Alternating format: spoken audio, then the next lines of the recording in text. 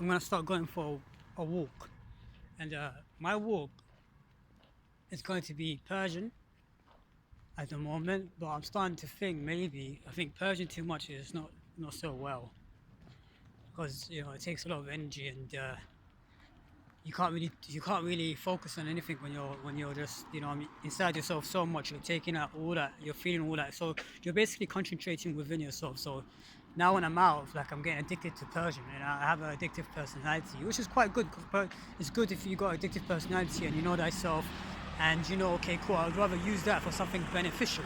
So for me right now, what's beneficial for me is me Persian, which I quite like it. It's kind of ticklish now because I think I was at the house and some chigga went inside, which wasn't even that strong as it should. Wow, as it should have been.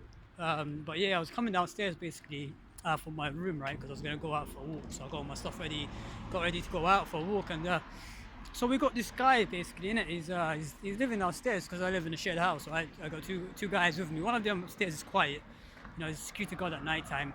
But the guy downstairs, he smokes weed and stuff like that, which I don't mind, what I mean? Sometimes I smoke my weed, but I'm hardly any smoker anymore, to be honest with you, because I grew up with my brother who used to, or my cousin, who used to smoke weed, and I kind of didn't like his behavior and the way he turned out to be, and he needed it, and I didn't like what he did to the person. Basically, let me off. You know how some people grow up with fathers who are alcoholics and stuff like that. People that they looked up for, to show them the way and stuff like that. And then they got really let down and stuff like that.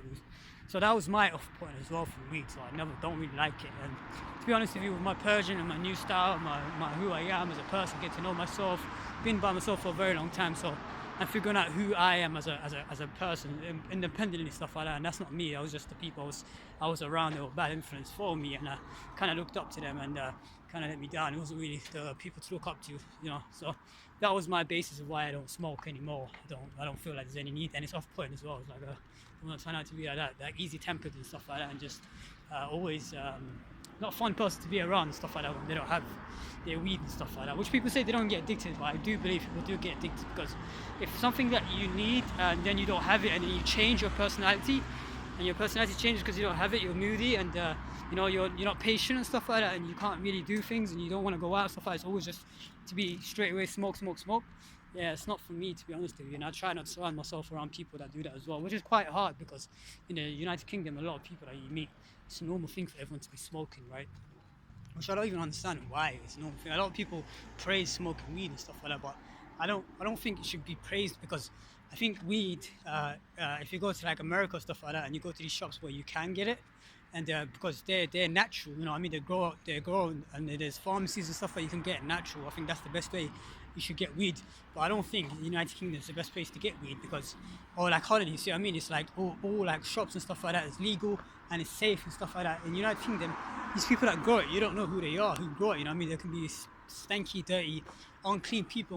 I'm not gonna lie to you, most other people who do sell and stuff like that, from my experience, are not really quite the good people that you want to be taking anything from. And so you don't know how they make it, you know what I mean? They could be going in a room and stuff like that, and making it and putting some chemicals in there which doesn't grow the right plant and doesn't give it the right chemicals. They're giving it extra chemicals of which no one knows. You don't know, I don't know what's inside that weed. You might say it's natural, stuff like that, but these people chatting shit, you don't know who actually made the product, and you don't know what they put inside the product, you know what I mean? It can be something addictive, you know what I mean, to get you addicted to it. So, I wouldn't recommend anyone to take any kind of drugs in the United Kingdom, to be honest with you. Like, go to Holland, and you got the shop and stuff like that, it's qualified, it's like a pharmacy, it's natural, stuff like the way they grow it, the way they get it and stuff like that. It's basically professional, that's the best place to get it. Or night, go to America, where they have the pharmacy places where you can actually get it, that's like proper weed and stuff like that. That's good, because I don't even think you get kind of addicted to it. So that's the kind of people I respect, the people that know where they're getting their stuff from. If you get it from the street, be careful, you know what I mean? Because you don't know what these people are putting inside. You don't know what these people are putting inside, right? You don't know what these people are putting inside inside the drugs, and you don't know who's selling it. You don't know where it came from. So it's just kind of stupid to just smoke something from somebody else that you have no idea where it came from. And you need to remember, it's your body, it's your temple, it's your brain.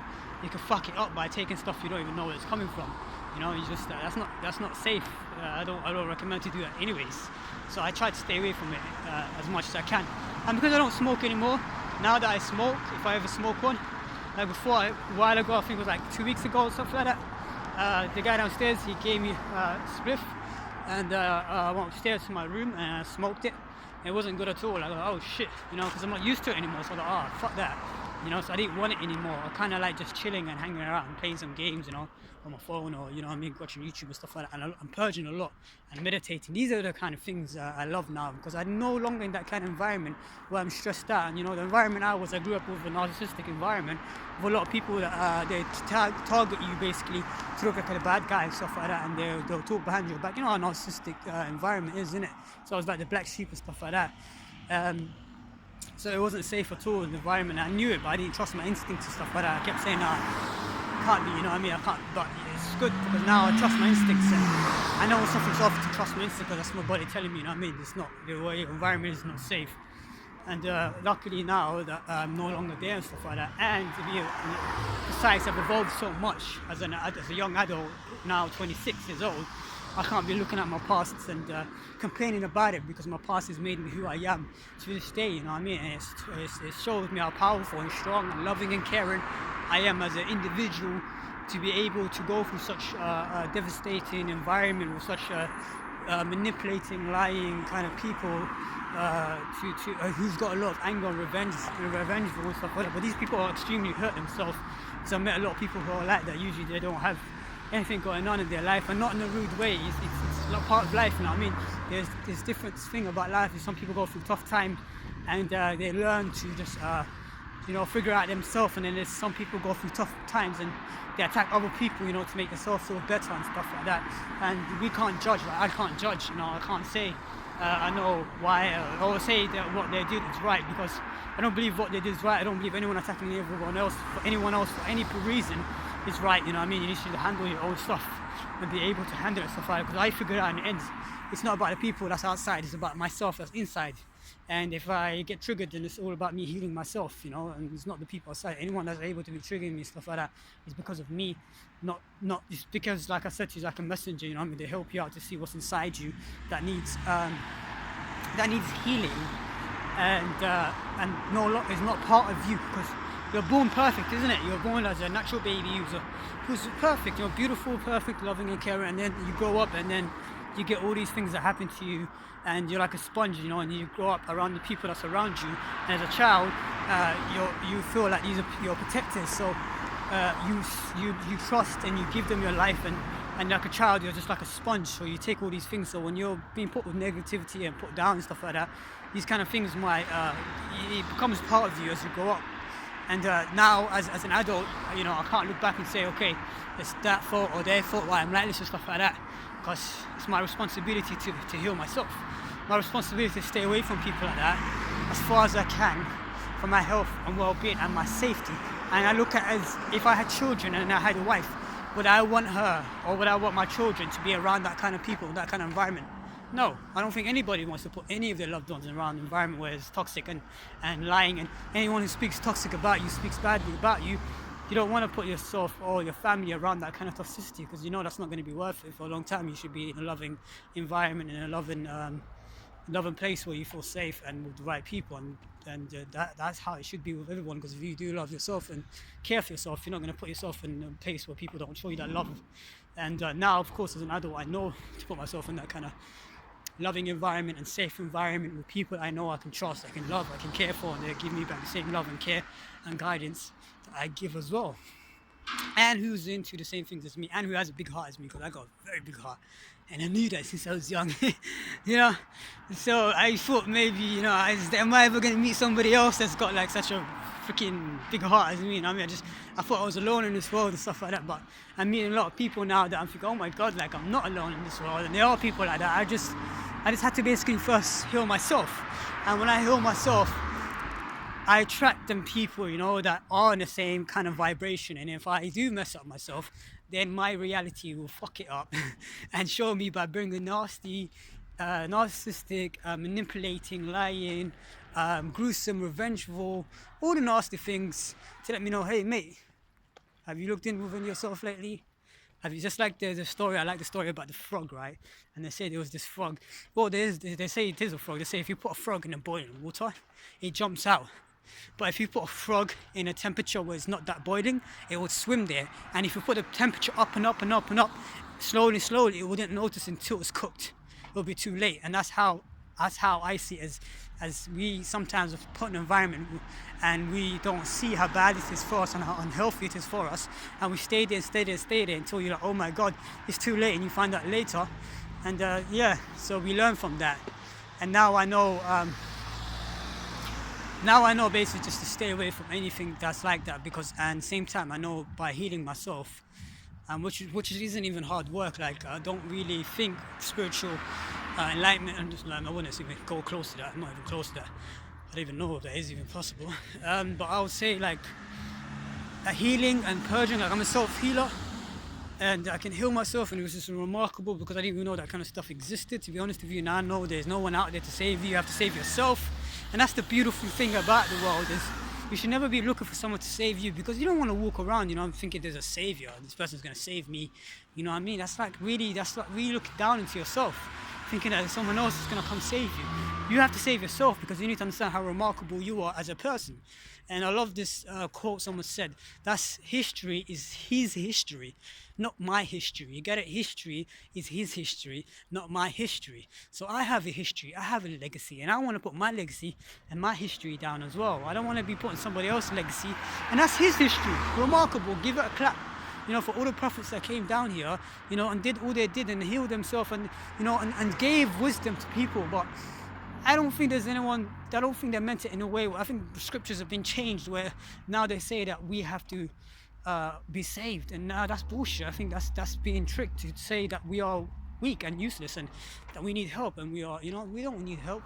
We are not useless and stuff like that. We're all individual loving individuals, strong people. And together we are united, and together nothing can stop us if we all learn how to purge and heal ourselves. Can you imagine that everyone's talking from the center of their heart? Everyone's got high confidence. Everyone's not got any revengeful thoughts. Everyone's not hurting. No one's in pain. No one's suffering. No one's angry. No one's, walking around just hating life and stuff like that. Everyone's manifesting what they need. Everyone's happy. Think about that, and everyone gets together. That's beautiful. That would boom. That would be magnificent. And I hope that happens one day. But for now, it's all about me healing myself. And being responsible for myself and healing myself, and being able to heal myself and not depending on anybody else healing me or any other way, because I have to learn how to be independent enough to heal myself. And by healing myself, I attract the right people to my life who's in the same vibration as me. And it's not even that, it's I've noticed as well, by healing myself, life is beautiful, because you're walking around without the same pain and the feelings and just walking around just feeling like headaches and pain and suffering and stuff like that. That's sad. I feel sorry for people that go through that, because I've gone through that, but there was no one there to help me, and I manifested a lot of people that was toxic for me as well, in a toxic environment. And I remember asking people, and this one girl said to me, no one's perfect, and it's true, but you do deserve a great support system. You do deserve great friendship. You do deserve all of that above things. You should never look down to someone and think, oh yeah, the world's not perfect, so I'm going to settle down for less. No, never change anybody, just change yourself. And that's what I noticed as well. I don't change people, I change myself. If I don't approve of somebody and don't want to be around somebody, then I don't be around that person. Simple as that. But I don't try to change them, because you can't change nobody. You can only change yourself. And when you change yourself, you attract people who's in that same vibration and same kind of personality and same kind of likes, and then you surround yourself around them kind of people, because that's the people that make you, feel joyful, happy, energetic, and they boost you every single day. They give you new motivations, new way of life, let's say that you want to do dopamine fast, you get to do a dopamine fast. Say you want somebody to do dopamine fast with you. You want to do somebody that helps you purge, healers and stuff like that. That's what I'm interested in. I want to meet more healers, and people that know how to purge and know how to heal themselves, because they're always raising their vibration all the time. Every time they heal themselves, they're getting rid of something that's not part of them, that happened to them, and now they're evolving. And that's like being around someone that keeps evolving. It's going to help you to keep evolving. And then you get to the point where you're eating good things, you're eating nice things. I'm not saying spend money like crazy, I'm saying like home food cooked, stuff like that. Simple things in life really are the best things. Cooking at home, buying some things and going home and cooking it. That's what I mean. When you purge, these small things mean a lot. You know what I mean? Before, when I didn't know how to purge and stuff, I didn't know that I was a self-healer.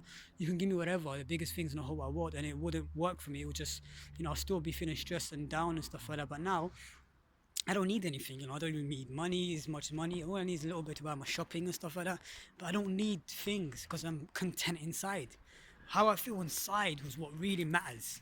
Before, I had to get all the things outside because how I was feeling inside was rubbish. So I thought the outside life is going to help me out, which that didn't help out at all. I was still in that kind of environment. I still felt kind of rubbish and kind of hurt and pain and stuff like that inside. But then as soon as I learned to sort out my inside, I noticed that I had no problem outside. So then I didn't need as much now outside. I don't need that kind of stuff. All I need is the smallest things. Going shopping, it's like great for me. Like right now, going for a walk, it's magnificent for me right about now. Just this little bit of walk, getting some fresh air, and just seeing the lights and seeing people, on cars and all these things, the beautiful houses. Like I love art. Sometimes I look at houses and they seem to be art to me because they have like certain patterns and stuff like that, which I don't know, I just quite like. And just know thyself. And it's just short story is just that best thing anyone ever can do for themselves is not look at the outside world and just figure out how to fix the inside world. Because when you fix the inside world, that's all that matters. Because you can't fix anyone from outside. You can only fix the inside. That's what really matters. Because forcing any kind of change outside isn't going to work for anybody else. Everyone's got their own timing and their own way of sorting out their life, and that's up to them. But all I know, for me, it's up to me to be responsible enough to look after myself, because when I look after myself, then I can look after the other people that's outside and a part of my life, and I choose for them to be a part of my life because they give me something and I give them something back, and they're loving and caring towards me and I'm loving and caring towards them. That's what I love, and that's what I like to put myself around. And by me healing myself, I give out the best of myself, the best version of myself. Every day I'm healing, so I'm giving the best version to the person that I'm with, instead of this awkward, random, hurt and vulnerable and stuff like that. It's more strong, happy, kind, giving, caring, unconditional love, and I give all of that because I give that to myself.